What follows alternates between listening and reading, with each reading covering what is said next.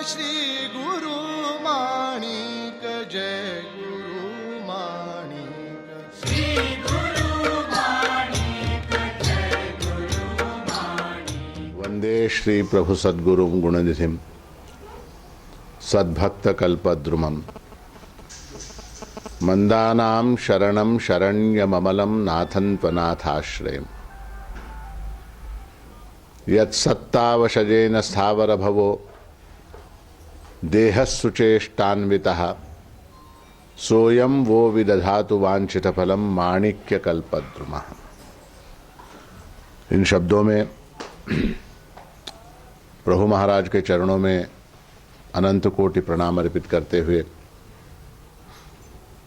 आज इस माघ पूर्णिमा के अवसर पर आप सभी सद्भक्तों को संबोधित करते हुए मुझे अतीव प्रसन्नता की अनुभूति हो रही है।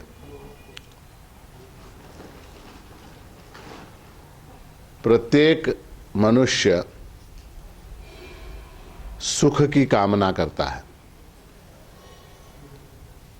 कोई भी दुख की कामना नहीं करता।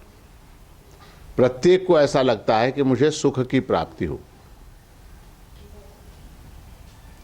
दुख कोई नहीं चाहता। इस विषय में एक अत्यंत प्रसिद्ध सुभाषित है कि पुण्यस्य फलमिच्छन्ति पुण्यम नेच्छन्ति मानवाः फलम पापस्य नेच्छन्ति पापम कुर्वन्ति यत्नतः। पुण्यस्य फलमिच्छन्ति, जितने भी मनुष्य हैं उन सभी को पुण्य के फल की आकांक्षा है। पुण्य का फल क्या है? तो पुण्य का फल सुख है। पुण्य से सुख की प्राप्ति होती है और पाप से दुख की प्राप्ति होती है। ये नियम है। हमको सबको पुण्य के फल की आकांक्षा है। पुण्यस्य फलमिच्छन्ति पुण्यम नेच्छन्ति मानवाः, किंतु पुण्य करने की प्रवृत्ति हमारे अंदर नहीं है। फलम पापस्य नेच्छन्ति, पाप का फल क्या है? तो दुख है। उस दुख की हमको इच्छा है क्या? हमको दुख प्राप्त हो ऐसा लगता है क्या? नहीं। तो फलम पापस्य नेच्छन्ति पापम कुर्वन्ति यत्नतः। हम लोग जो हैं पाप यत्न पूर्वक करते हैं, जानबूझकर करते हैं पाप। ये हमारे जीवन की सबसे बड़ी समस्या है। हमको सुख की आकांक्षा है। सुख कैसे प्राप्त होता है? तो पुण्य से प्राप्त होता है। पुण्य हम करना नहीं चाहते। हमको दुख की आकांक्षा नहीं है, दुख को हम चाहते नहीं हैं। दुख कैसे प्राप्त होता है? तो दुख पाप से प्राप्त होता है। और पाप हम लोग जो हैं वो यत्नतः करते हैं। फलम पापस्य नेच्छन्ति पापम कुर्वन्ति यत्नतः। तो ये हमारी सबकी समस्या है। हमको सुख चाहिए मगर पुण्य नहीं करते, उसके लिए जो उपाय है वो नहीं करते। और देखिए हमारा जो दुख है, अब हम अपने दुख के लिए दुनिया भर की चीजों को जिम्मेदार ठहराते। हमारा जो दुख है वो किसके कारण है? तो कोई कहता है कि हमारा बाप जो है वो बड़ा कंजूस है, मुझको पैसे नहीं देता इसलिए मैं बड़ा दुखी हूं। कोई कहता है मेरा बेटा बदमाश है, पैसे उड़ाता है इसलिए मैं दुखी हूं। कोई कहता है मेरी पत्नी जो है वो कटु वचन बोलती, झगड़ा करती है इसलिए मैं दुखी हूं। वो पत्नी कहती है कि मेरा पति जो है वो जो है ठीक से व्यवहार नहीं करता, उसके वजह से मैं दुखी हूं। तो हमारे दुख जो हैं वो दूसरों के कारण है। नहीं, दूसरों के कारण हमारे दुख हैं। भाई से झगड़ा है, वो भाई हमको सताता है तो उसके साथ झगड़ा हो गया, वो दुख का कारण हुआ। कोई वकील है तो वकील का जो क्लाइंट है उसके कारण उसको दुख है, या जज के कारण उसको दुख है। विद्यार्थियों को अध्यापक के कारण दुख है, अध्यापक को विद्यार्थियों के कारण दुख है। इस तरह से दूसरों के कारण हमको दुख होता है ऐसा हमको लगता है। वास्तविकता यह है कि हमारे दुख का कारण हम स्वयं, हमारे दुख का कारण हम स्वयं हैं। क्योंकि दुख क्या है? वो कर्मों का फल है, कर्मों का फल है। कभी न कभी हमने कुछ ऐसा कर्म किया जिसके फलस्वरूप इस दुख की प्राप्ति हो रही, परंतु इस बात को हम मानने को तैयार नहीं होते। छोटा सा उदाहरण मैं आपको देता हूं। मान लीजिए आप चाय पी रहे हैं, आप चाय पी रहे हैं, आपके हाथ में कप है, कप है, सॉसर है। गलती से वो कप आपके हाथ से छूट गया, गलती से वो कप आपके हाथ से छूट गया, टूट गया। बहुत बढ़िया कप था, चाइना से मंगवाया गया था, पता नहीं कितने रुपए का था, बहुत बढ़िया था कप। वो कप जो है आपके हाथ से टूट गया, क्या करेंगे आप?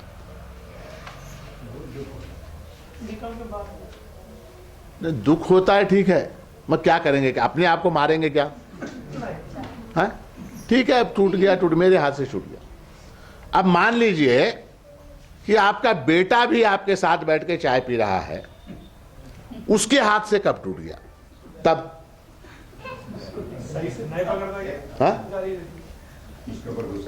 उसके ऊपर गुस्सा हो जाते हैं, है ना? अब अगर हमको ये ज्ञान हो गया कि हमारे अपने कर्मों से हम दुख प्राप्त कर, हमको दुख हुआ है, नुकसान हुआ है, तो हम उसको सहन करने की हमारे अंदर शक्ति आती है। हमारे कर्म के कारण ये दुख मिला, ऐसा अगर ज्ञान हुआ तो फिर उसको हम सहन कर लेते हैं। दूसरे के कारण दुख हुआ ये अगर मालूम हुआ तो हम फिर तंदा ना करना शुरू कर देते हैं, है ना? तो हमको ये मालूम नहीं है कि ये दुख क्यों हो रहा, हमको ये लगता है दुख उसके कारण हो रहा, उसके कारण हो रहा, उसके कारण हो रहा। दुख जो है वो हमारे पापों का फल है, हमारे कर्मों का फल है। हमने ऐसे कर्म किए इसलिए हमको दुख होता है। अच्छा, पाप आप लोग जानबूझ के करते हैं क्या? अब दुख का कारण पाप है, दुख का कारण पाप है, कर्म है। सुख का कारण पुण्य कर्म है और दुख का कारण पाप कर्म है। पाप आप लोग जानबूझ के करते हैं क्या? नहीं, आज मुझको पाप करना है। आज कौन सा तारीख है? तो आज 3 फरवरी है। आज कितने पाप करने हैं? तो आज 15 पाप करने हैं। ऐसा सुबह उठ के निश्चित करते हैं क्या आप? फिर पाप कैसे हो जाते हैं? पाप कैसे होते हैं? कर्म में लिखा नहीं है। देखिए, उल्टी बात कर रहे हैं आप। कर्मों के कारण दुख होता है, दुख का कारण पाप है। कभी ना कभी, इस आवश्यक नहीं है कि आपने कहा इस जन्म में मैंने कोई पाप नहीं किया, नहीं किया होगा, पिछले में किया होगा, उससे पहले किया होगा, उससे पहले किया होगा। तो पाप जो है वो दुख का कारण है। अब पाप का कारण क्या है? सही बताया इन्होंने। पाप का कारण जो है वो कामना है। भगवत गीता के 3 अध्याय के 36वें श्लोक में अर्जुन ने भगवान से प्रश्न किया है। अर्जुन ने पूछा है भगवान से कि अथ केन प्रयुक्तोयम पापम चरति पूरुषः अनिच्छन्नपि वार्ष्णेय बलादिव नियोजितः। प्रश्न यह है कि अथ केन प्रयुक्तोयम पापम चरति पुरुषः। पुरुषः यानी मनुष्य, ये सारे मनुष्य पाप क्यों करते हैं, ये प्रश्न पूछा अर्जुन ने। किसके द्वारा प्रेरित होकर, किसके कारण ये मनुष्य सारे पाप करते हैं? अच्छा, इनकी इच्छा नहीं होती पाप करने की? आपकी किसी की इच्छा है क्या पाप करने की? ये प्रवचन समाप्त होने के बाद हम 5 पाप करेंगे, आपकी इच्छा है क्या? नहीं है। अनिच्छन्नपि, इच्छा न होते हुए भी हे वासुदेव ये लोग पाप क्यों करते हैं? बलादिव नियोजितः, बलपूर्वक, को ऐसा लगता है कि कोई बलपूर्वक इनसे पाप करवा रहा है, वो कौन है? ये प्रश्न अर्जुन ने 3 अध्याय के 36वें श्लोक में भगवान से पूछा है। ऐसा ही प्रश्न, बल्कि ऐसा ही स्टेटमेंट दुर्योधन ने भी भगवान श्री कृष्ण के सामने कहा है। जब भगवान गए हस्तिनापुर दुर्योधन को समझाने के लिए युद्ध से पहले कि देख भाई ऐसा करना अच्छा नहीं है, तेरे भाइयों का जो हिस्सा है उनको दे दे, कम से कम 5 गांव दे दे, युद्ध नहीं होगा, शांति रहेगी, उनका हिस्सा उनको कम से कम 5 गांव दे दे, झगड़ा मिट जाएगा। तो उस समय दुर्योधन ने भगवान से कहा है कि जानामि धर्मम न च मे प्रवृत्ति, जानाम्य धर्मम न च मे निवृत्ति, केनापि देवेन हृदयस्थितेन यथा नियुक्तोस्मि तथा करोमि। ऐसा नहीं है कि धर्म क्या है वो मैं नहीं जानता, मैं जानता हूं धर्म क्या है, अच्छा क्या है, पुण्य क्या है, उसका मुझको ज्ञान है। जानामि धर्मम न च मे प्रवृत्ति, मगर उस रास्ते पर चलने का मेरा मन नहीं होता। धर्म का जो रास्ता है उसके उस रास्ते पर चलने का मेरा मन नहीं होता। न च मे प्रवृत्ति जानाम्य अधर्मम न च मे निवृत्ति, अधर्म क्या है, पाप क्या है, ये मैं जानता हूं, उसका मुझको ज्ञान है। न च मे निवृत्ति, वो रास्ता छोड़ने का मेरा दिल नहीं होता।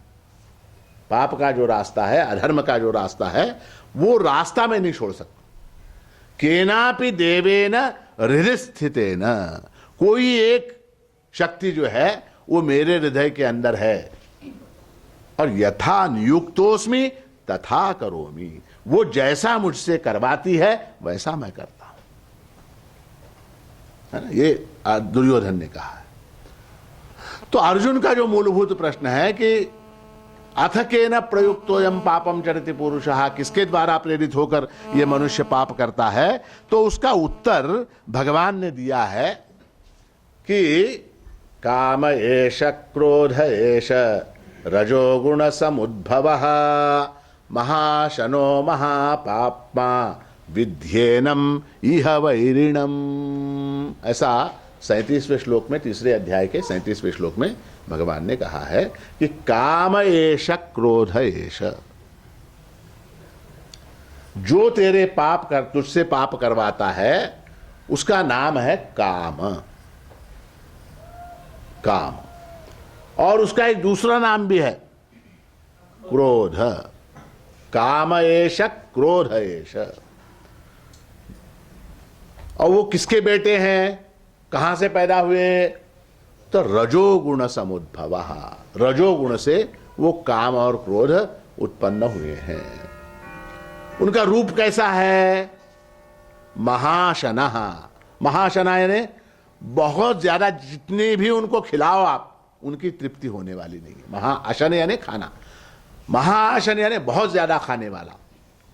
महापापमा, अत्यंत पापी, इनको तू अपना शत्रु समझ। इस लोक में यह वैरिणम, यहां पर इस लोक में तो उन्हें अपना शत्रु समझ। ठीक है। अब आप लोगों ने अखबारों में, टीवी में वगैरह टेररिस्ट लोगों के नाम देखे, पढ़े कभी? हैं? टेररिस्ट लोगों का वर्णन आता, आतंकवादी। तो नाम क्या उसका, तो उसका राजन जो, उसका नाम जो है अल्ताफ उर्फ एक और कुछ मुस्ताख, ऐसा कुछ 2-3 नाम, अल्ताफ उर्फ गुस्ताख उर्फ मुस्ताख, ऐसा 2-3 नाम रहते हैं। पाकिस्तान में उसका एक नाम, इंडिया में एक नाम, दुबई में तीसरा नाम, ऐसे अनेक नाम रहते हैं नहीं टेररिस्ट लोगों के। वैसे इसका एक नाम काम, दूसरा नाम क्रोध, तीसरा नाम लोभ। और फिर उनका कहां से उत्पन्न हुए, उनके बाप का नाम क्या, रजोगुण समुद्भव, रजोगुण से वो उत्पन्न होते हैं। फिर उसके अंदर उसका रूप दिखाया, रूप है ना, दाढ़ी वाला है, टोपी पहनता है ना, या वो काले रंग का टी शर्ट पर, अखबार में फोटो आता है, ऐसे आदमी को अगर आपने देखा तो फौरन पुलिस को इत्तला कर दीजिए। तो उसका रूप क्या है, तो रूप उसका यह है महाशनः, बहुत ज्यादा खाने वाला है, बहुत पापी है, इसको तू अपना शत्रु समझ, ऐसा भगवान ने कहा। मगर एक और स्थान पर 14वें अध्याय में भगवान ने एक स्थान पे कहा है कि ये रजोगुण जो है ना, वो काम से उत्पन्न होता है। रजो रागात्मकम विद्धि तृष्णा संग समुद्भवः। वहां 14वें अध्याय में भगवान ने कहा कि रजोगुण काम से उत्पन्न होता है, यहां तीसरे अध्याय में भगवान कहते हैं काम और क्रोध जो है वो रजोगुण से उत्पन्न होते हैं।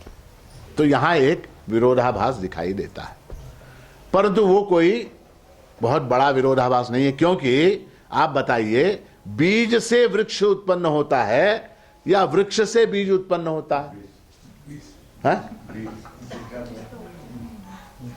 बीज से वृक्ष उत्पन्न होता है या वृक्ष से बीज उत्पन्न होता है? अंडे से मुर्गी पैदा होती है या मुर्गी से अंडा पैदा होता है?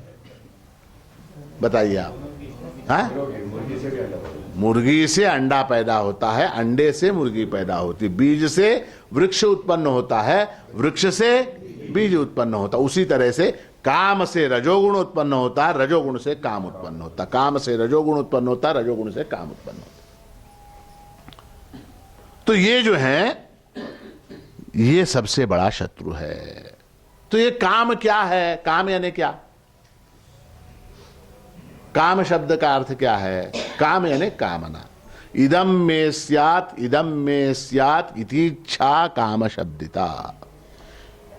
ऐसा हो जाना चाहिए, ऐसा मिल जाना चाहिए, ये मुझको मिल जाए, ये मुझको मिल जाए, ये मुझको मिल जाए, इसका नाम काम है। और विशेषता देखिए, काम और क्रोध दोनों एक ही हैं। काम जब पूर्ण नहीं होता, जब उसके अंदर प्रतिरोध उत्पन्न हो जाता है, तो क्या होता है? क्रोध आता है। तो काम और क्रोध दोनों एक हैं, अलग अलग नहीं।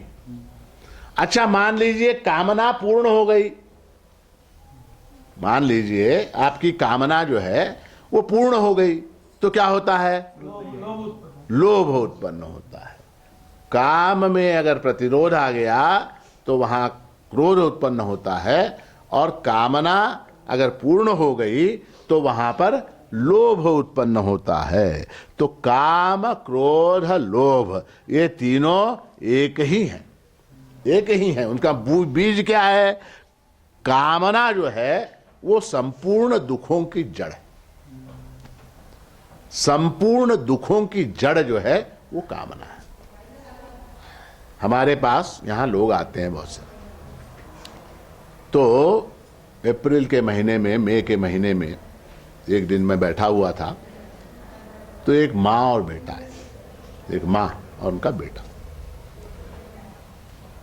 बड़े दुखी, बहुत दुखी, और हाथ में एक पेड़े का डब्बा था। वो डब्बा लेके आए, डब्बा उन्होंने सामने रखा, नमस्कार किया और रोने लगे। मैंने कहा क्या हुआ, क्यों रो रहे हैं, क्या तकलीफ है, क्या दुख है? तो उन्होंने कहा महाराज जी हमारा बेटा है, मैट्रिक की परीक्षा का रिजल्ट आया है आज, और इसको केवल 85% मार्क मिले हैं, 85% मार्क्स इसको मिले हैं।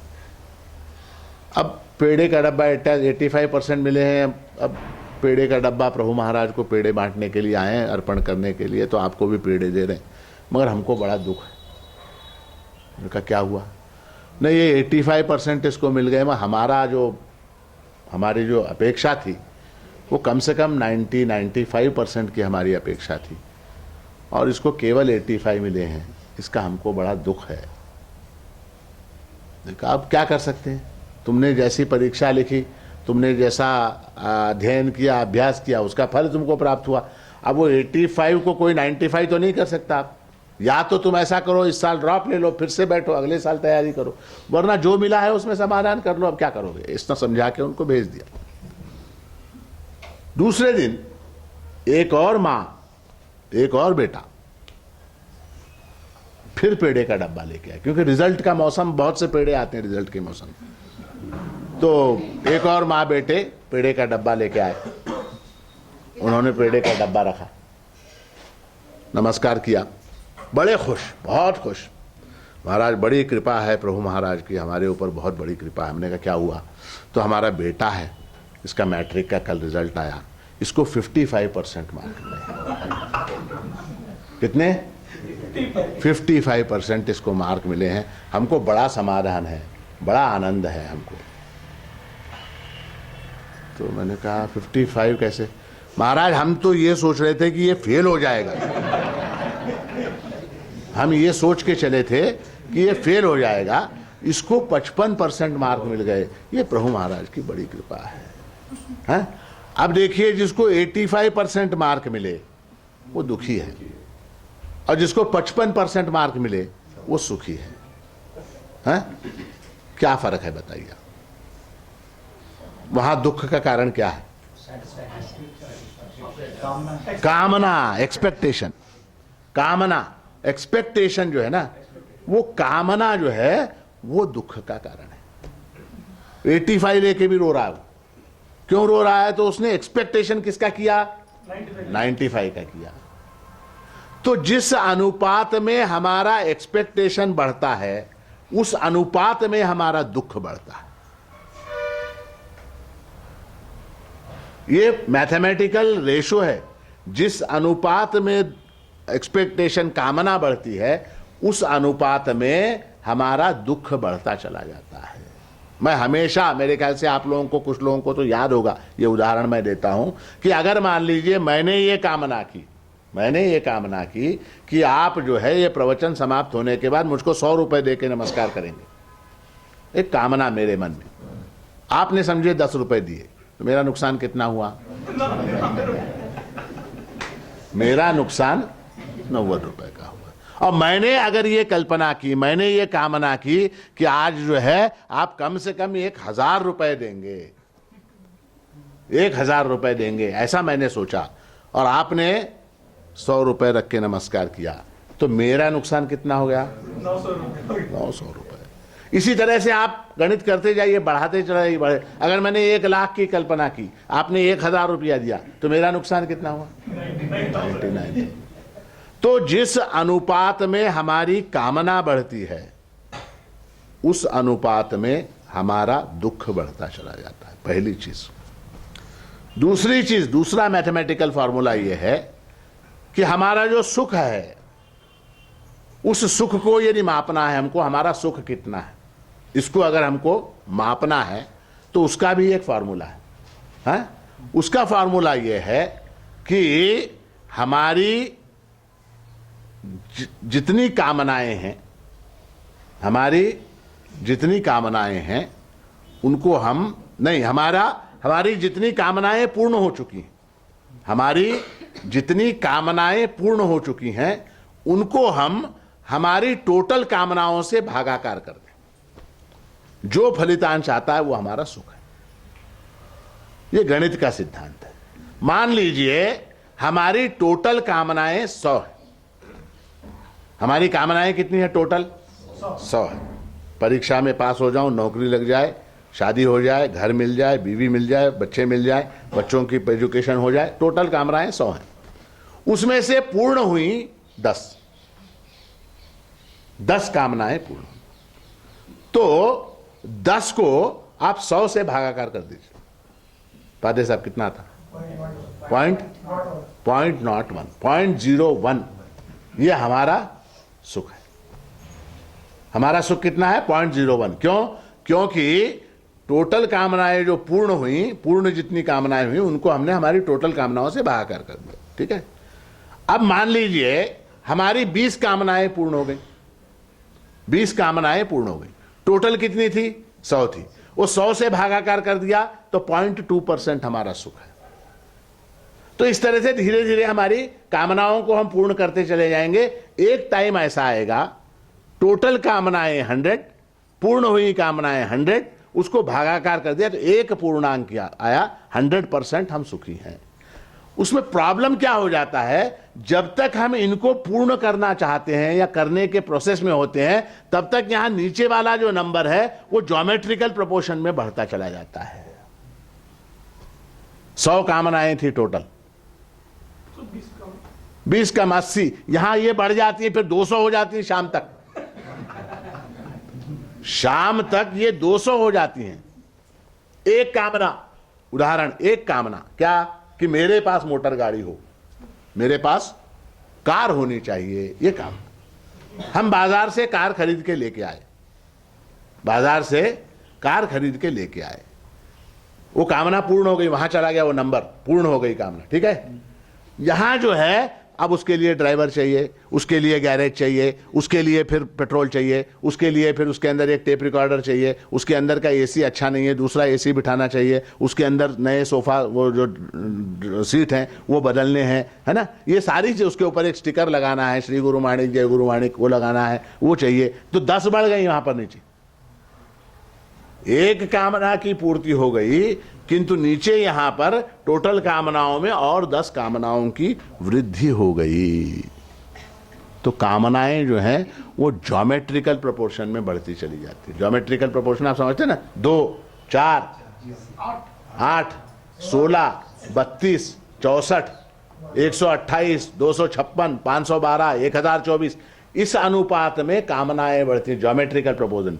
और कामनाएं पूर्ण कैसे होती हैं? 1 2 3 4 5 6, इस तरह से अरिथमेटिक प्रोपोर्शन में कामनाएं पूर्ण होती हैं। कामनाएं बढ़ती जो है वो ज्योमेट्रिकल प्रोपोर्शन में।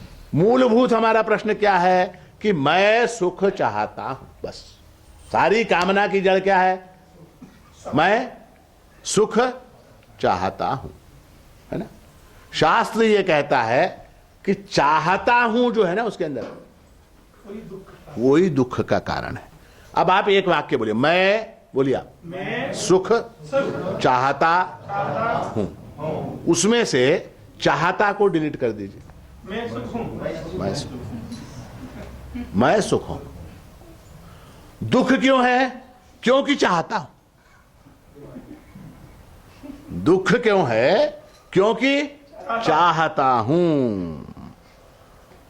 मैं सुख चाहता हूं, सीधी बात है।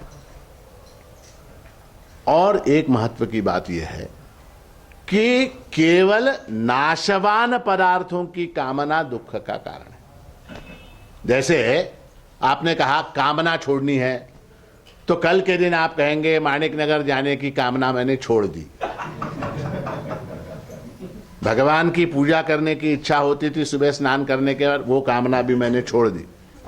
जप करने की कामना मैंने छोड़ दी।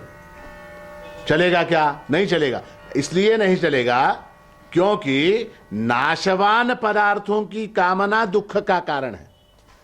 दूसरी बात, अपने से भिन्न जो पदार्थ है उसकी कामना दुख का कारण है। प्रभु जो है वो हमसे भिन्न नहीं है, वो हमारा स्वरूप है। अपने से भिन्न पदार्थ, जैसे कार है, कार मुझसे भिन्न है, कार की मैंने कामना की, वो दुख का कारण है। पैसे की मैंने कामना की, मुझसे भिन्न है। प्रभु जो है, परमात्मा जो है, वो मेरा स्वरूप है, मुझसे भिन्न नहीं है। और दूसरी बात, वो नाशवान नहीं। नाशवान पदार्थों की कामना दुख का कारण है। जो नाशवान पदार्थ वो, उसकी कामना दुख का कारण है। आप कहेंगे महाराज जी आपने सब इतनी अच्छी बात बता दी, मगर अगर हम कामना न करें तो हमारा काम कैसे चलेगा? संसार कैसे चलेगा? संसार में जितने व्यवहार होते हैं वो सब कामना। अब जो आप नौकरी कर रहे हैं तो तनख्वाह की, वेतन की, सैलरी की कामना है, इसलिए नौकरी कर रहे हैं। व्यापार कर रहे हैं तो वहां लाभ की कामना है, इसलिए व्यापार कर रहे हैं। खेती कर रहे हैं, एग्रीकल्चर कर रहे हैं, कृषि कर रहे हैं, तो वहां पर भी लाभ की कामना है, इसलिए हम कृषि कर रहे हैं, वरना हम क्यों करते वो सब? तो कामना के बिना हमारा काम कैसे चलेगा? कामना के बिना हमारा काम नहीं चल सकता, ऐसा हमको लगता है। परंतु ये बहुत बड़ा भ्रम है। संसार का जो काम चल रहा है वो कामना से नहीं चल रहा, वो क्रिया और वस्तु से चलता है संसार का काम। संसार का काम अगर कामना से चलता तो मैंने कामना की मैं धनवान हो जाऊं, मुझको धन मिलता है क्या? केवल कामना करने से। कामना करने से मुझको धन मिलता है क्या? नहीं मिलता। कर्म करने से मिलता है। कर्म करने से फल की प्राप्ति होती है, या वस्तु के उपयोग से फल की प्राप्ति होती है। संसार का व्यवहार क्रिया और वस्तु पर चल रहा है। संसार का व्यवहार जो है वो कामना पर नहीं चल रहा। मान लीजिए मैंने धनवान होने की कामना की, तो मैं धनवान हो जाऊंगा क्या? नहीं, मैं दरिद्र का दरिद्र ही रहूंगा। मैं कैसे धनवान हूं? कामना करने से। तो कामना करने से या न करने से कोई फर्क पड़ने वाला नहीं है। कामना करने से या न करने से कोई फर्क पड़ने वाला नहीं। फर्क ये पड़ने वाला है, कामना करने से दुख की प्राप्ति होती है, ये निश्चित है। कामना करने से दुख की प्राप्ति होती है। और ये जो शरीर प्राप्त हुआ है वो भी हमारी कामनाओं का ही प्रतिफल है। हमारी जो वासनाएं हैं, हमारी जो कामनाएं हैं, उनका एग्रीगेट, हमारे कर्मों का फल, वो हमारा शरीर है। शरीर के कारण दुख है। अगर नाक ही नहीं होती तो सर्दी कहां से होती? बताइए, किसको होती सर्दी? अगर मान लीजिए नाक ही नहीं होती तो सर्दी कैसे होती? हार्ट ही नहीं होता तो हार्ट अटैक किसको होता? सर ही नहीं होता तो सर में दर्द किसको होता? है ना? तो शरीर दुख की जड़ है। शरीर है तो दुख होगा। आप बोलेंगे शरीर है, मुझको दुख नहीं होना चाहिए, ऐसा नहीं हो सकता। शरीर के साथ दुख जुड़ा हुआ है, सर के साथ सर दर्द जुड़ा हुआ है, पेट के साथ पेट का दर्द जुड़ा है, हार्ट के साथ हार्ट का दर्द जुड़ा है। वो सब शरीर की व्याधियां हैं। और जो है, शरीर के साथ दुख होने के कारण शरीर जो है वो दुख का कारण है। और शरीर जो है वो कामनाओं का प्रतिफल है, हमारी कामनाओं का प्रतिफल है। अब जब हमको सुख की प्राप्ति होती है, जब हमको सुख की प्राप्ति होती है, तो आप कहेंगे कि महाराज जी हमने कामना की इसलिए हमको सुख हुआ, है ना? मैंने एक मोटर गाड़ी खरीदने की कामना की, आज मेरे पास मोटर गाड़ी है।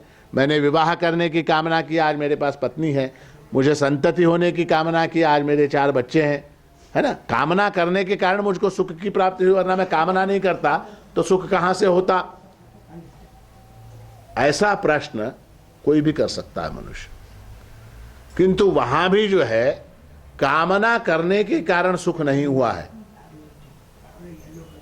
कामना शमित होने के कारण सुख हुआ है। कामना के कारण सुख नहीं हुआ, कामना के शमन के कारण सुख हुआ है। जैसे मैं हमेशा ये बात बोलता हूं कि जैसे एक आदमी को आइसक्रीम खाने की इच्छा उत्पन्न हुई, गर्मी के दिन है, सड़क के ऊपर भाग रहा है, उसको आइसक्रीम खाने की इच्छा है, तो दौड़ा दौड़ा गया, किसी आइसक्रीम वाले के पास गया। वहां जाके उसने एक आइसक्रीम खरीदी, आइसक्रीम खरीद के उसने खाई। आहा, सुख की प्राप्ति हुई, है ना? अच्छा लगा उसको, सुख की प्राप्ति हुई। वह वास्तविकता, वो सारी प्रक्रिया कैसी हुई देखिए। उसके मन में उस वस्तु को खाने की इच्छा उत्पन्न हुई, उसने उसके लिए प्रयत्न किया, उसको वो वस्तु प्राप्त हुई, है ना? इसको ये लगा ये वस्तु मुझको प्राप्त हुई इसलिए मुझको सुख हुआ। वास्तव में क्या हुआ? वहां उस वस्तु के मिल जाने से वहां कामना मिट गई, कामना मिट गई। कामना के मिटने के कारण सुख की अनुभूति हुई। वास्तविकता यह है, कामना के मिटने के कारण सुख की अनुभूति, कामना के पूर्ण होने के कारण सुख की अनुभूति नहीं हुई, कामना के मिटने के कारण सुख की अनुभूति हुई। तो वहां क्या निष्पन्न हुआ कि कामना रहित होना यह सुखी होना है। Absence of desire is bliss. कामना का न होना यह सुख का कारण है। वहां कामना मिट गई। कामना के पूर्ण होने से सुख की प्राप्ति हुई, यह गलत है, ऐसा नहीं होता। क्योंकि शास्त्र में कहा गया है, न जातो कामक कामानाम उपभोगेन शाम्यति हविषा कृष्णवर्तमेव भूय एवाभिवर्धते। किसी भी कामना को पूर्ण करने से वहां कामना का शमन नहीं होता। जैसे आग में घी डालने से आग शांत नहीं होती, आग बढ़ती ही चली जाती है, आग बढ़ती चली जाती है। सिकंदर के जीवन में एक प्रसंग है बहुत बढ़िया। सिकंदर के मन में सिकंदर का नाम सुना आपने? सिकंदर, हाँ, कौन था? हाँ, सम्राट था सिकंदर। हाँ, उसको विश्व विजय की इच्छा थी। उसकी कामना क्या थी? विश्व विजय, सारी दुनिया को मैं जीत लूं, ये कामना थी। तो वो विश्व विजय पर अपनी यात्रा पर निकलने से पहले अपने गुरु के पास गया। कौन? सिकंदर। तो उसका गुरु जो था वो एक पेड़ के नीचे लेटा हुआ था, एक झाड़ के नीचे कट्टा था, और वहां पर वो लेटा हुआ था नंगे बदन, एक धोती केवल, नंगे बदन, अपने हाथ से ऐसे तकिया बना के वो वहां पर पेड़ के नीचे लेटा हुआ था। शय्या भूमितलम दिशोपि वसनम ज्ञानामृतम भोजनम। तो वो जमीन के ऊपर, कट्टे के ऊपर हाथ का तकिया बनाकर वहां लेटा हुआ था। सिकंदर गया, जाके उसने नमस्कार किया अपने गुरु को। तो उसके गुरु ने पूछा, बोले बेटा कहाँ, कैसे, क्या है, आज कैसे याद आई? तो सिकंदर ने कहा, महाराज मैं विश्व विजय करने की कामना लेकर निकला हूं, आपका आशीर्वाद चाहता हूं, आपका आशीर्वाद चाहिए, उसके लिए मैं आया हूं। तो वो गुरु ने पूछा कि विश्व विजय यानी क्या करोगे तुम?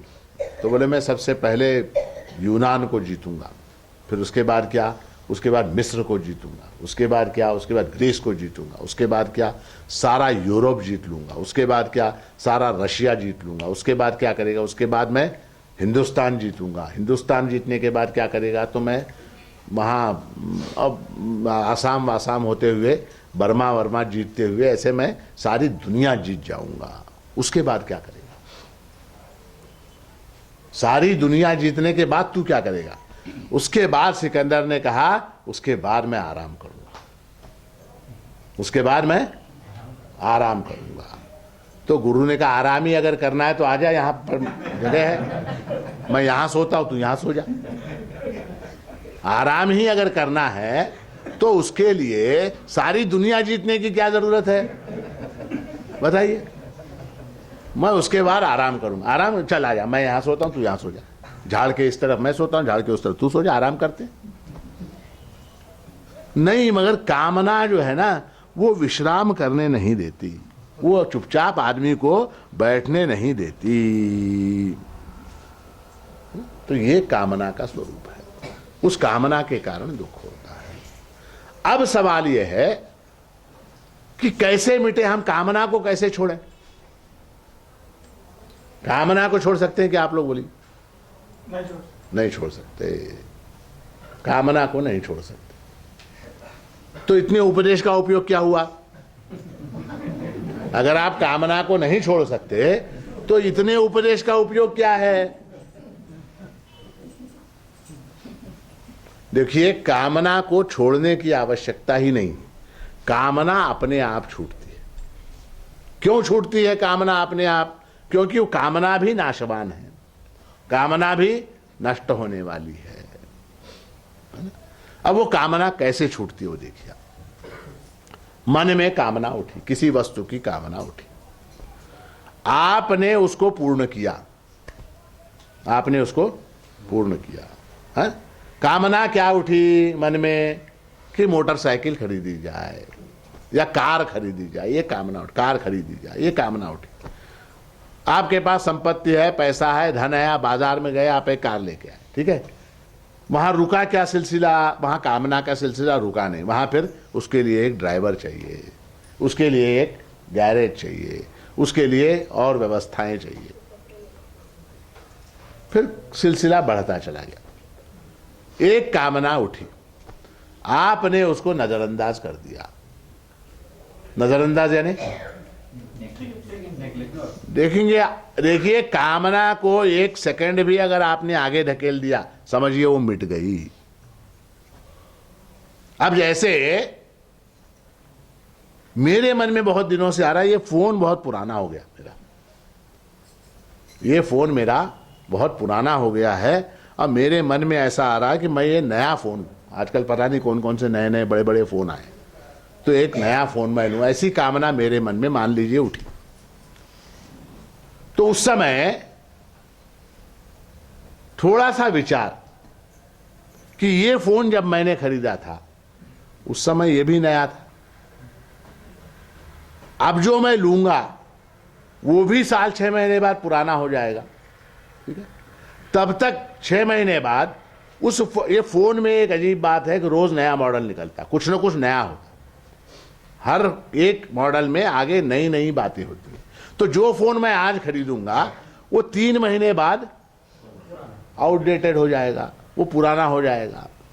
तो इसलिए अगर लेना ही है मुझको तो मैं 3 महीने बाद लूंगा ना, क्यों, तो फिर वो नया होगा। कामना को भविष्य के हवाले कर देना चाहिए। कामना को जबरदस्ती रोकने की आवश्यकता नहीं है, कामना को जबरदस्ती रोकने की आवश्यकता नहीं है, उसको थोड़ा सा भविष्य के हवाले कर देना चाहिए। कामना को भविष्य के हवाले कर देना चाहिए। आपने उसको भविष्य के हवाले कर दिया तो वहां पर जाने के बाद आप पाएंगे 3 महीने बाद फिर मोबाइल फोन की इच्छा नहीं रहेगी, फिर आपको वो जो बड़ा वाला होता ना आईपैड, उसकी कामना उत्पन्न हो जाएगी। फिर वो उस वक्त ये थोड़ा सा विचार कीजिए, उससे भी बड़ा, उससे भी बढ़िया कुछ और आने वाला है, उससे भी अच्छा कुछ और आने वाला है। जब वो आएगा तब ले लेंगे, अब लेने से क्या फायदा है ना। तो आपने कामना को थोड़ा सा आगे बढ़ा दिया।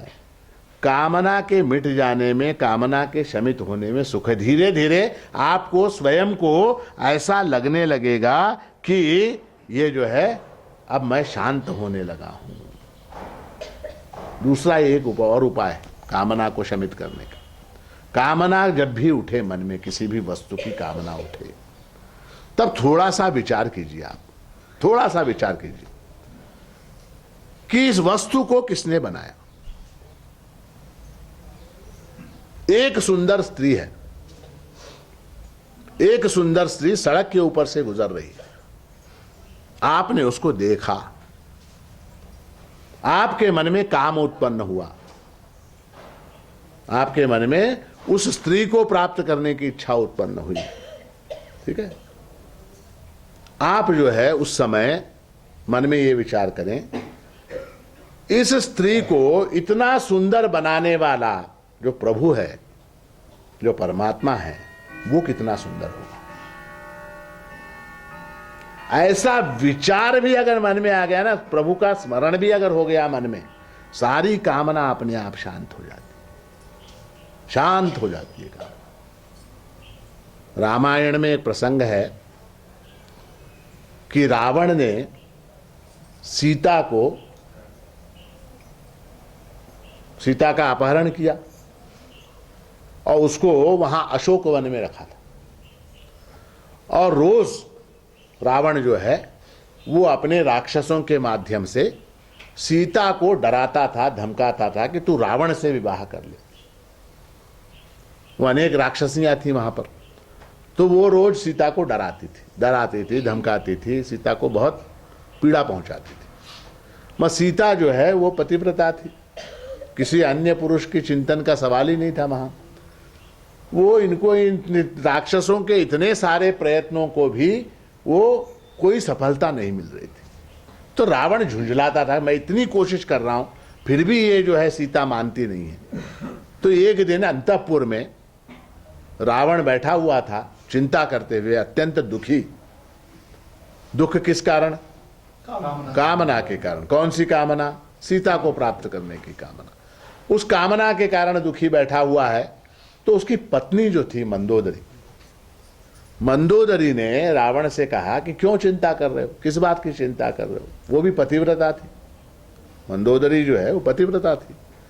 तो उसने कहा क्या चिंता कर रहे हो। तो उसने कहा मैं इतने वर्षों से, इतने महीनों से सीता को प्राप्त करने का प्रयास कर रहा हूं, मगर वो मानती नहीं है। मैंने कितने राक्षसों को लगा दिया, बड़े बड़े राक्षसों को वहां भेजा, राक्षसियों को, और वो जो है वो कुछ भी समझाते हैं, मनाते हैं, मगर वो सीता जो है टस से मस नहीं होती, क्या करें।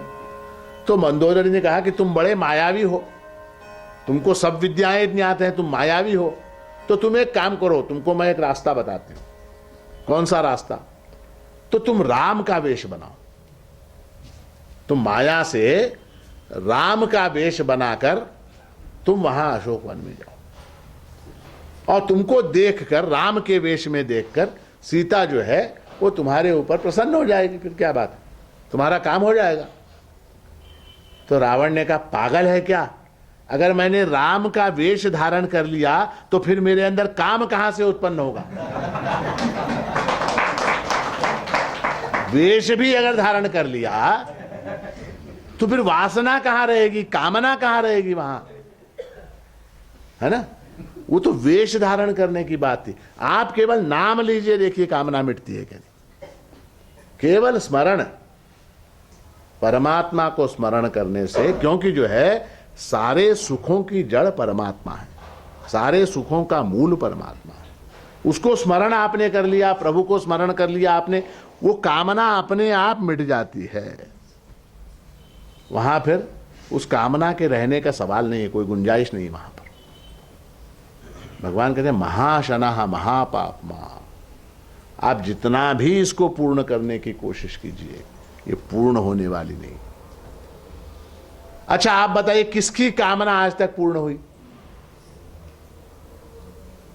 लगता है सर आपके पिताजी की हुई? आपके पिताजी की कामना यह थी कि आप जो है एक बहुत आईआईटी के अंदर एडमिशन आपको मिले, आप बहुत बड़े इंजीनियर बने और आप बहुत बड़े क्या बहुत बड़ी माइक्रोसॉफ्ट कंपनी के आप डायरेक्टर बने, ऐसी आपके बाप की इच्छा थी। हुए क्या? आप हुए क्या? नहीं। उनके बाप की इच्छा क्या थी?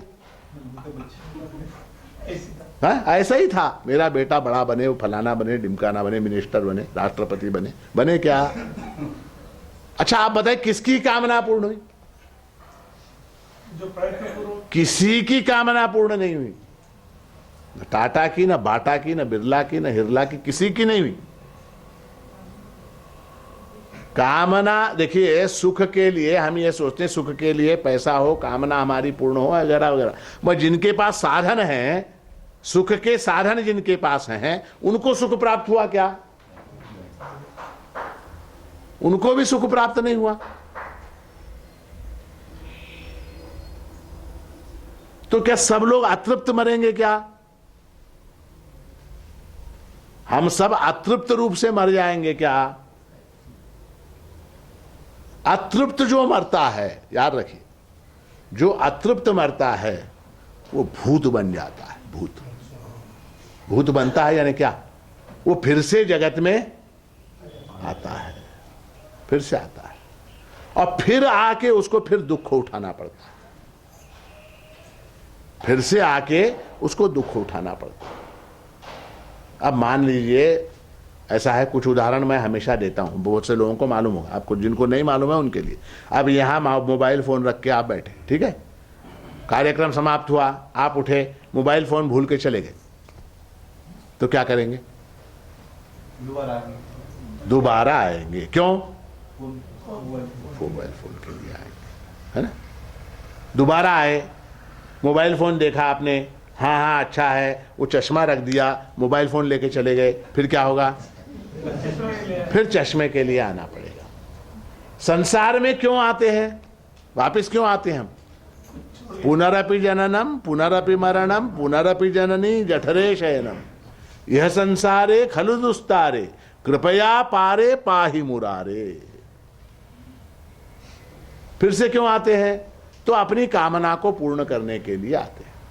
हमारी जो इच्छा, हमारी जो वासना, हमारी जो आकांक्षा रह गई थी, जिसको हम इस देह में पूर्ण नहीं कर सके, उसको पूर्ण करने के लिए फिर से आना पड़ता है।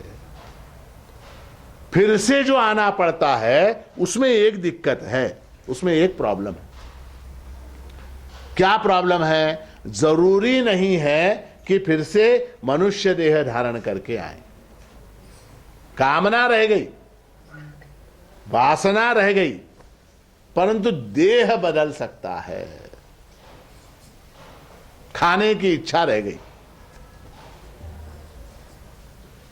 बाबाच्या मनात फार होतो जिलेबी खाव म्हणून, पण डॉक्टर खाऊ दिलं नाही। त्या दिवशी संध्याकाळी गेले, जिलेबी खाने की इच्छा थी बाबा की, मगर डॉक्टर ने खाने नहीं दिया। उसी दिन शाम को बाबा चले गए। अब वो बाबा जिलेबी खाने के लिए फिर से आएगा, जरूर आएगा। और जब वो आएगा तो आवश्यक नहीं है कि वो मानव देह धारण करके आए।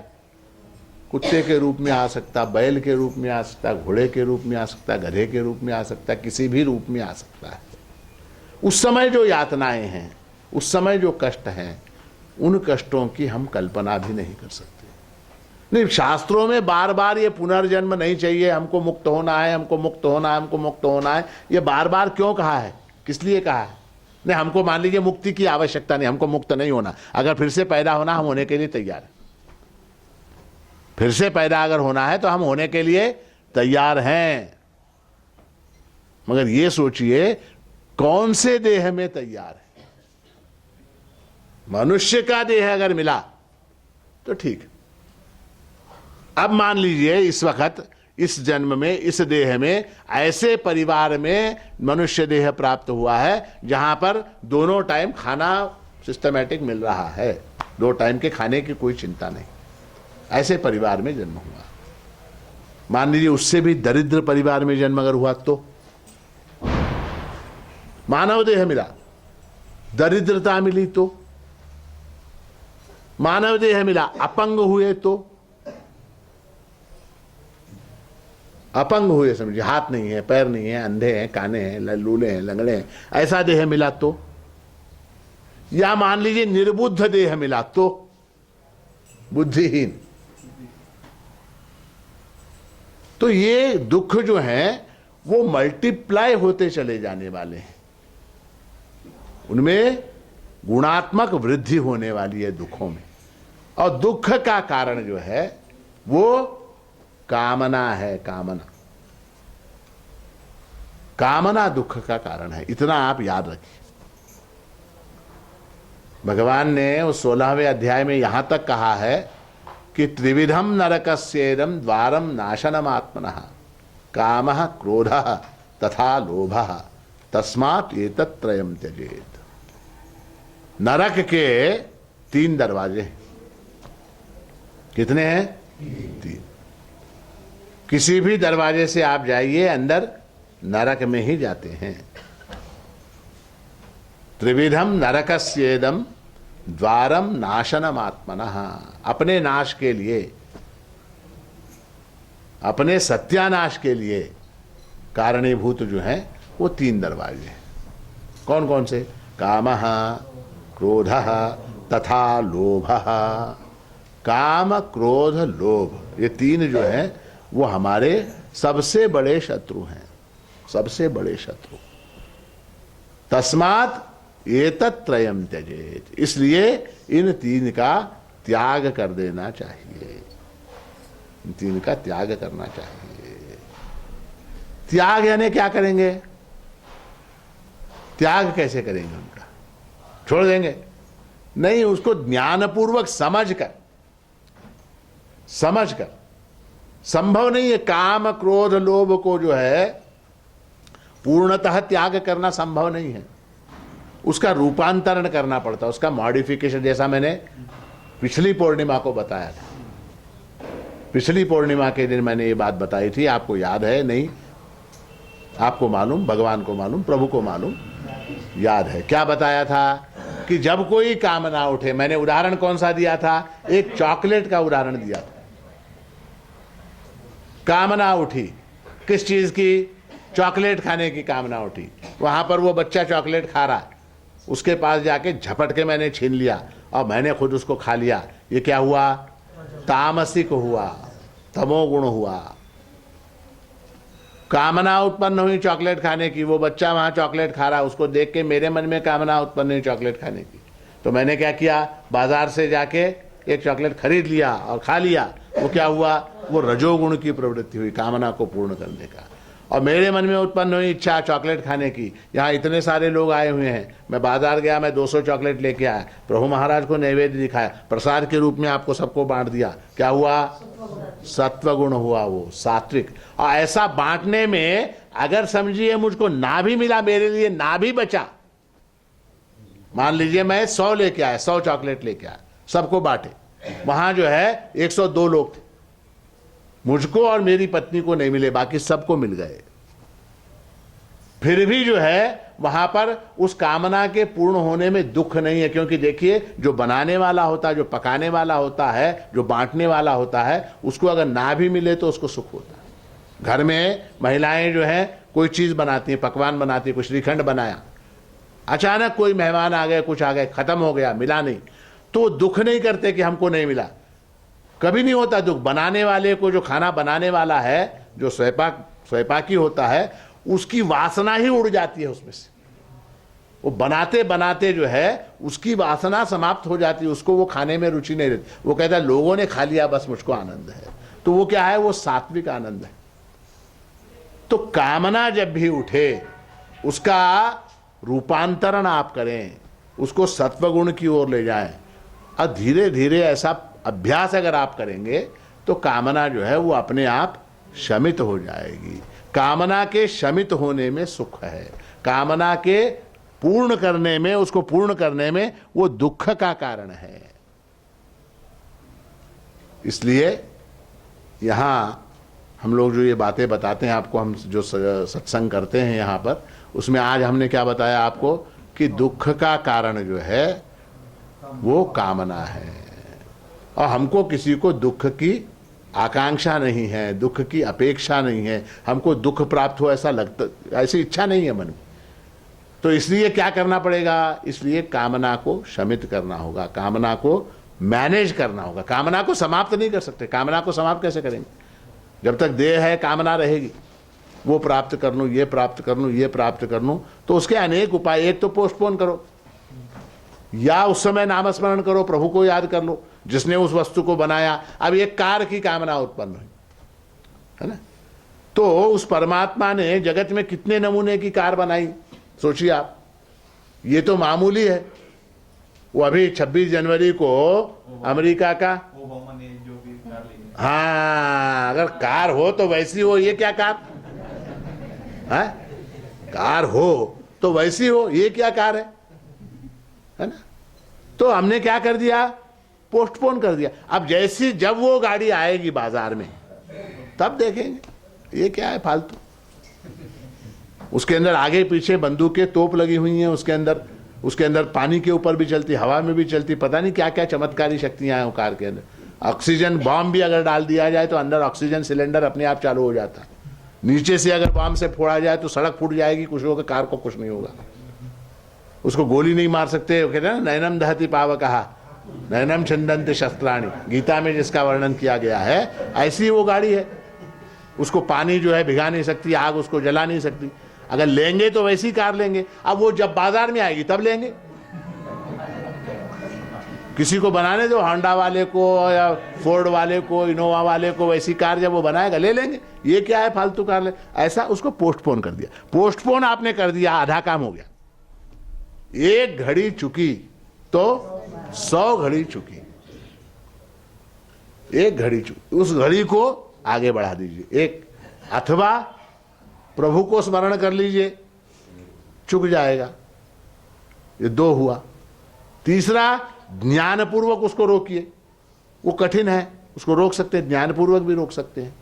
तो अनेक उसके उपाय हैं। और ये सारे जो मार्ग हैं ये आपको आपकी आध्यात्मिक साधना में, आपको सुख प्राप्त करने में, परमात्मा के साक्षात्कार के लिए, प्रभु के साक्षात्कार के लिए सहायभूत हैं। इन चीजों के पीछे अगर आप भागेंगे, कामनाओं को पूर्ण करने के लिए भागेंगे, तो प्रभु को कब पाएंगे? अच्छा जाने दीजिए, प्रभु का साक्षात्कार हो ऐसी कामना उठती है क्या? नहीं उठती। जाते हैं उस प्रभु के सामने, वहां जाते हैं उस प्रभु के सामने, हाथ जोड़ के खड़े हो जाते हैं, सामने प्रभु महाराज हैं, और प्रभु महाराज से प्रार्थना कर रहे, क्या मेरी बेटी की शादी हो जाए, मेरे बेटे की शादी हो जाए, मुझको हो जाए, नौकरी मिल जाए, तनख्वाह मिल जाए, पैसा मिल जाए, कार मिल जाए, गाड़ी मिल जाए, घोड़ा मिल जाए, सब प्रभु मिल जाए। ऐसी कामना उस प्रभु के सामने कोई करता ही नहीं, कोई नहीं करता। जिसने इन सारी वस्तुओं को बनाया, जो इन सारी वस्तुओं का मालिक है, सारी सृष्टि का जो प्रभु है, वो अगर प्राप्त हो गया तो उसके साथ सब कुछ प्राप्त हो जाता है। उसके साथ सब कुछ प्राप्त हो जाता है। मगर हमको मांगना ही नहीं आता, हमको मांगना नहीं आता। हमारी जो डिमांड्स हैं वो हम किस्त किस्त में इंस्टॉलमेंट में रखते हैं। आज गए, आज क्या, तो आज नौकरी मिल जाए, नौकरी मिल जाए, नौकरी मिल जाए, ये कामना है। नौकरी मिल गई, अब शादी हो जाए, शादी हो जाए, शादी हो जाए, शादी हो जाए, ये कामना है। शादी हो गई, अब क्या? अब बच्चे हों, बच्चे हों, बच्चे हों, बच्चे हों, ये कामना है। बच्चे हो गए, अब क्या? अब बच्चों को अच्छे स्कूल में एडमिशन मिले, अच्छे स्कूल में एडमिशन मिले, अच्छे स्कूल में, फिर कामना है। तो प्रभु जो है वो सारे सुखों की जड़ है, आत्मरूप है, वो तो हमारा सुख स्वरूप है। प्रभु का रूप ही सुख स्वरूप है, सच्चिदानंद रूप है, प्रभु आनंद रूप है। प्रभु का साक्षात्कार अगर हो गया, आत्मरूप का साक्षात्कार अगर हो गया, तो सुख का खजाना अंदर भरा हुआ है, बाहर से प्राप्त करने की आवश्यकता ही नहीं है। सुख वस्तुओं से प्राप्त होता है, ये बड़ा अज्ञान है। आप लोग सब सोते हैं कि नहीं, नींद करते हैं कि नहीं? है सुषुप्ति अवस्था उसको हमारे वेदांत में कहते हैं। नींद करते हैं कि नहीं? उसमें सुख होता है कि दुख होता है? सुख होता है। किसी का पैर काट दिया, ऑपरेशन कर दिया, उसको नींद लगी, उसको सुख होता है कि दुख होता है?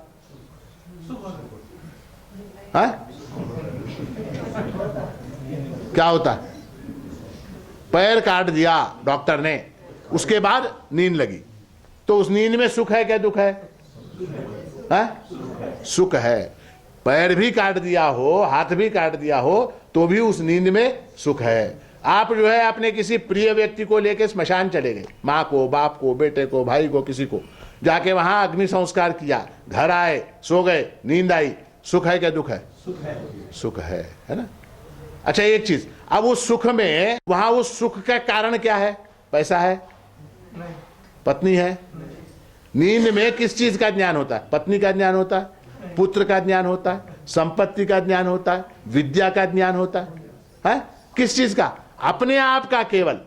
अच्छा, जितना ज्यादा सुख नींद में है, निद्रा में जितना ज्यादा सुख है, उससे अधिक सुख किसी और में है क्या? अगर आपको मैंने कहा कि मैं 1000 रुपए दूंगा, आप सोइए मत, रोज के 1000 या रोज के 1 लाख, आप सोइए मत, तो पहले दिन आप 1 लाख के मोह में क्या करोगे? ठीक है, जागरण कर लेंगे किसी तरह, पान खाया, तंबाकू खाया, चाय पी, वो किया, ये किया, घूमे घामे, टीवी देखा, रेडियो सुना, कुछ किया, 1 रात ठीक है। दूसरे दिन 2 लाख दूंगा मैं, आप सोइए मत। चलो ये भी करेंगे, ये भी करें। तीसरे दिन 3 लाख दे तो 3 लाख देंगे, तीसरे दिन सोएंगे क्या? आप बोलोगे, तीसरे दिन आप बोलोगे, महाराज आपके पैसे आप अपने पास रखो, मैं जा रहा हूं सोने। तो नींद का मूल्य जो है वो आपके पैसे से ज्यादा है, आपकी संपत्ति से ज्यादा है, पत्नी से ज्यादा है, पुत्र से ज्यादा है। आपका अत्यंत प्रिय पुत्र है, आपको नींद आ रही है, आपको नींद आ रही है, कड़ाके की नींद आ रही है, आपका अत्यंत प्रिय पुत्र भी पास में आके बैठा, आप क्या बोलोगे? मेरे को सोने दे। अत्यंत प्रिय पत्नी है, वो आके सामने बैठी, क्या बोलोगे? मुझे सोना है। निद्रा जो है ना, निद्रा का सुख, सुषुप्ति का आनंद जो है वो सबसे अधिक है, और वो करण सापेक्ष नहीं है, करण निरपेक्ष है। उसके लिए किसी साधन की आवश्यकता नहीं। वो जो सुख है किससे मिलता है? निद्रा का सुख, उसका क्या वहां पर क्या, किस चीज से मिलता है सुख? निद्रा का सुख अपने आप ही वो सुख स्वरूप है, अपने आप ही वो प्रकट होता है। वहां किसी वस्तु की, किसी संपत्ति की, पत्नी की, पुत्र की, किसी मित्र की, किसी की आवश्यकता नहीं है। तो सुख जो है वो हमारे अंदर भरा हुआ है। वो वेदांत का सिद्धांत है कि सुख जो है वो हमारा स्वरूप है। सुख बाहर से प्राप्त करने की वस्तु नहीं है, दुख बाहर से प्राप्त करने की वस्तु। हम दुख को प्राप्त करने के लिए प्रयत्न करते हैं, दुख को प्राप्त करने का प्रयास करते हैं, हम खुद कोशिश करके दुख को बुलाते हैं और उसके बाद रोते हैं कि हमको दुख हुआ, हमको दुख हुआ, हमको दुख हुआ। ठीक है, तो आज का विषय हमारा इतना ही था कि सुख हमारा स्वरूप है, उसको प्राप्त करने की आवश्यकता नहीं है, वो स्वरूपता हमारे अंदर मौजूद है। बाहर से हमने दुख को ओढ़ लिया है, वो जो है हमको, हालांकि दुख की इच्छा नहीं है, मगर फिर भी हम पाप करके दुखों को प्राप्त करते रहते हैं। पाप का कारण जो है वो कामना है, और कामना के शमन का उपाय क्या है? तो प्रभु का स्मरण जो है वो कामना को शमित करती है। इतना कहते हुए आज के इस अवसर पर आप सबको आशीर्वाद, शुभाशीर्वाद प्रदान करते हुए कि जब भी आपके मन में कामना कोई भी उठे, तब आप यहाँ जो बातें हमने की हैं इनको स्मरण करें और वो याद प्रभु महाराज आपको दिलाएं, ऐसा आशीर्वाद देते हुए आज के इस प्रवचन को यहाँ समाप्त करें। अवधूत चिंतन श्री गुरुदेव दत्त सद्गुरु माणिक प्रभु महाराज की जय।